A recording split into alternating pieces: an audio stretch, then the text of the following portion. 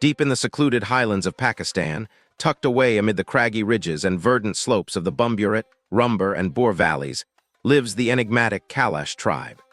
Hidden from the bustling modern world, this small ethnic community exists as a living relic of an ancient culture.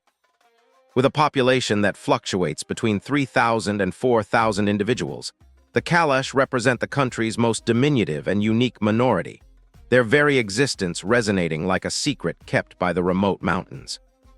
The Kalash people immediately capture the attention of outsiders not only because of their distinctive customs, but also due to the striking physical features that set them apart. Among these, the rare occurrence of blue eyes, locally referred to as sea fur, is particularly astonishing in a region where darker eyes are far more common. This unusual trait has spurred fascination and numerous debates, inviting both scholars and curious travelers to wonder about the origins of such a feature in an otherwise non-European setting. Unlike most of Pakistan's population, which adheres to Islamic traditions, the Kalash have preserved an ancient belief system based on animism. Their religious practices revolve around a deep reverence for nature. They worship the forces of the natural world, rivers, trees, mountains, and the sky itself, and perform intricate rituals that have been handed down through countless generations. Their spirituality, with its own set of gods, ceremonies, and taboos, has remained remarkably insulated from the dominant cultural norms of the surrounding Muslim majority. The origin of the Kalash's characteristic blue eyes and many of their other physical features has long been a subject of spirited debate. Some researchers have proposed that the Kalash might be descendants of European settlers, possibly even linked to the ancient campaigns of Alexander the Great. According to one hypothesis, soldiers from his vast armies could have taken refuge in these rugged mountains thousands of years ago, leaving behind a genetic legacy that has continued to manifest in the tribe's appearance today. Although definitive evidence for this theory remains elusive, it continues to add an extra layer of mystique to their identity. This small community is remarkable not only for its physical distinctiveness, but also for its unwavering commitment to preserving an ancient cultural and religious heritage. Despite pressures from surrounding societies and decades of concerted efforts aimed at their conversion to Islam, the Kalash have managed to retain traditions that many modern cultures have long since abandoned. For them, adherence to a long-established way of life is not merely a matter of faith. It is an act of defiance against the erosion of identity in a rapidly globalizing world. One of the most striking aspects of Kalash society is its progressive attitude towards gender relations. In a region where traditional roles are strictly enforced, the Kalash enjoy a level of equality that is almost revolutionary. Men and women attend the same schools, participate in daily chores side by side, and join equally in the vibrant festivities that mark every major celebration. Marriages within the tribe are typically based on mutual affection and genuine love, a marked departure from the arranged unions that are customary in many other parts of Pakistan. This open approach to courtship and marital relations reflects the tribe's broader commitment to social balance and personal freedom. Cultural education among the Kalash goes far beyond the basic transmission of skills or knowledge. It is a sacred endeavor intended to ensure that every new generation understands and respects the intricacies of their ancestral heritage. Storytelling, ritual music, traditional dances, and meticulously observed ceremonies form the backbone of their social life.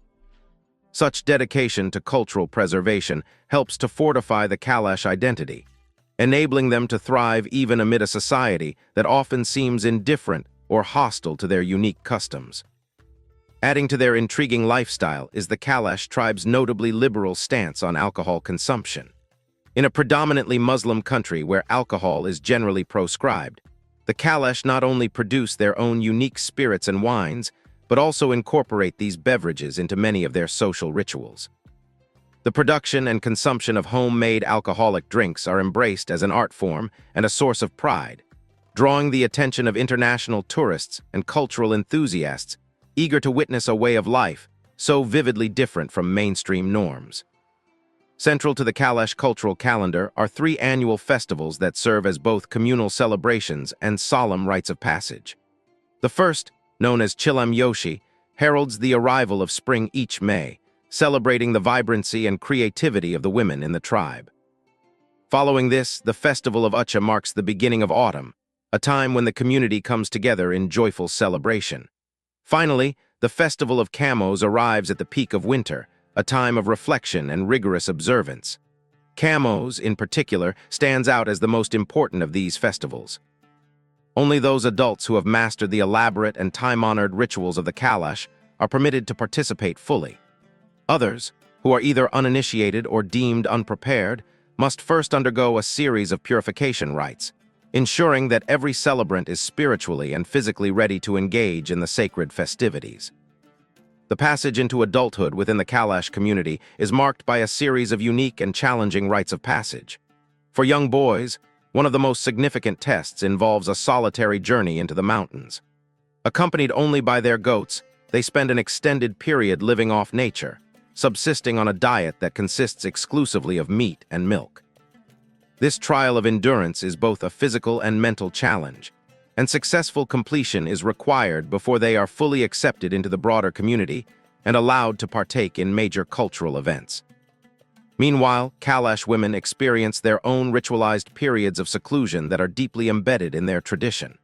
After the onset of menstruation or following childbirth, women retreat into a specially designated structure known as basilini. During these periods, they are isolated from their families and the daily hustle of communal life. Although contact is limited to the transmission of food and essential items, this temporary seclusion serves a dual purpose. It is both a time of physical rest and a socially significant interval during which the bonds of the community are silently renegotiated. Romantic relationships within the Kalash tribe are governed by customs that might seem exotic or even bewildering to an outsider. One of the more controversial practices involves what is known as the consensual abduction of a woman by the man who wishes to marry her. After this dramatic act, the woman is brought into the man's household. However, tradition mandates that she must return to her parental home after approximately 2 months for a formal marriage ceremony. In instances where a woman seeks to remarry, the situation becomes even more intricate. The new suitor is obliged to compensate the ex-husband with a sum of money and gifts that amount to twice the value of the original dowry. Remarkably, divorce is relatively common in Kalash society, and if a woman decides to end her marriage, her decision is accepted without dispute, a practice that further highlights the community's flexible and pragmatic approach to personal relationships. Despite these progressive elements, the lives of Kalash women are not free from challenges. Although they enjoy significant personal freedoms within their community, those who choose to marry outside the tribe, particularly to Muslim men, often encounter cultural conflicts. Such unions can result in a host of social complications, ranging from ostracism upon their return to the Kalash homeland to exclusion from key cultural events, including the grand festivals that are central to communal identity. Even within the tribe, gender roles retain a traditional flavor. Women are generally tasked with the responsibilities of household management, while men handle duties that demand physical strength or involve external negotiations and trade. Practices like the segregation of bathing areas, where women and men are required to bathe separately, are still observed as a nod to time-honored customs. The annual Camos festival, in particular, encapsulates much of the cultural duality that defines Kalash life. It is a time of exuberant celebration punctuated by solemn rituals and strict codes of conduct. One especially intriguing aspect of the festivities is the ritual known as Bubak. This moment, reserved for young tribe members who have just emerged from their periods of isolation, is shrouded in rumor and controversy. Some tales suggest that during Camos, these young men are granted the freedom to choose partners at will, even if this means pursuing relationships with already married women. However, such accounts are firmly rejected by the community's elders, who view these rumors as a gross misrepresentation and a deep insult to their cultural values. The allure of the Kalash people is enhanced not only by their customs, but also by their striking physical appearance and unique aesthetic sense. Kalash women, in particular, are celebrated for their ethereal beauty. With fair skin, captivating blue eyes, and features that seem almost otherworldly, they have earned a reputation as living embodiments of a fairy tale elegance. It is no wonder that the valley in which they reside is often referred to as the Valley of Fairies. a name that captures both its breathtaking natural beauty and the magical aura of its inhabitants. This visual splendor is matched by a rich tradition of personal adornment and dress. Kalash women take great pride in their appearance, frequently donning garments that are as colorful as they are intricately designed. Their clothing, characterized by vibrant hues and detailed embroidery, is often complemented by an array of accessories and complex hairstyles that include meticulously braided patterns.